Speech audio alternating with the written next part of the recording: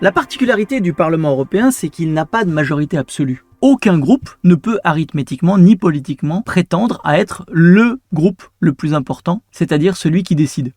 Il y a évidemment des tailles et des hiérarchies, puisqu'il y a des groupes plus grands que les autres, mais fondamentalement, aucun groupe ne peut gouverner tout seul.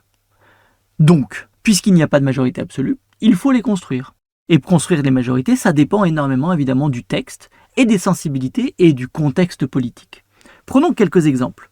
Les 4 exemples que vous avez sous les yeux sont 4 types de formation de majorité très intéressants parce qu'ils sont différents.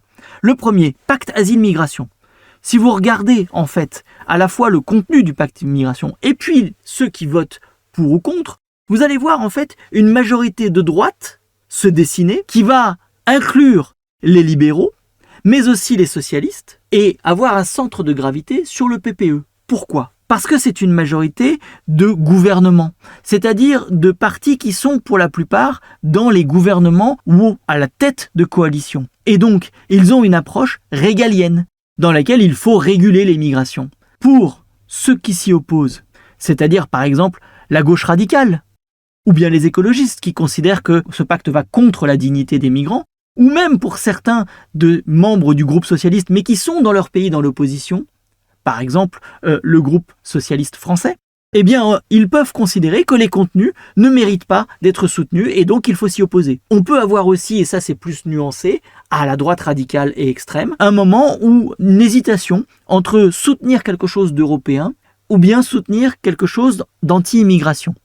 Et pour le coup, le clivage va se faire entre la droite de gouvernement radicale de Giorgia Meloni, qui se satisfait en fait de ce pacte asile-migration et qui le soutient. Deuxième élément, la stratégie de la ferme à la table.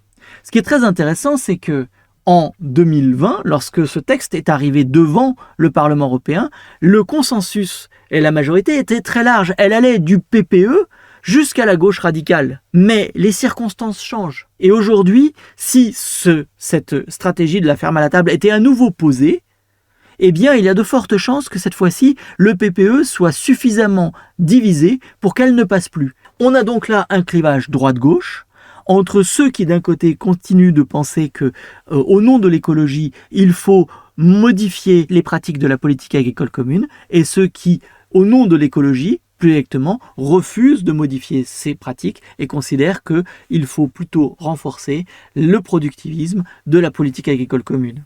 Troisièmement, les sanctions contre la Russie. Là, ce qui est très intéressant, c'est qu'on a affaire à une majorité centre-périphérie. C'est-à-dire qu'au centre, on va trouver de façon très large 5 groupes majoritairement en faveur des sanctions contre la Russie. Que ce soit les Verts, ou bien évidemment le PPE, les socialistes et les libéraux, ou le CR.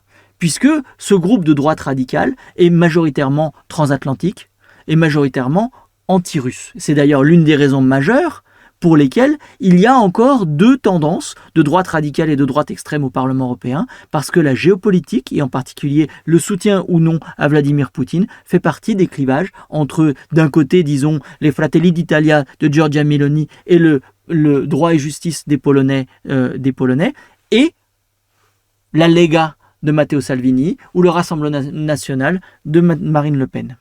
Quatrième, le vote sur les lois de restauration de la nature. Là, c'est très intéressant parce que ce vote illustre exactement ce que je disais sur la stratégie de la ferme à la table. Il intervient en fin de mandature.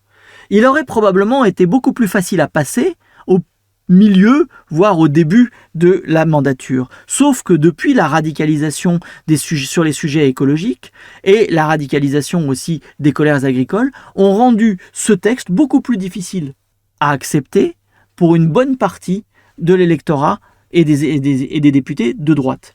Aussi, on a trouvé à l'intérieur du Parlement européen une majorité extrêmement faible, possible, qui s'est fait en fait sur les dissidences de certaines délégations nationales à l'intérieur du PPE. Et le texte sur la loi sur la restauration de la nature est passé très allégé, particulièrement vidé de son sens sur un certain nombre de dispositions, mais il est passé avec une majorité, cette fois-ci, avec un centre de gravité social-démocrate.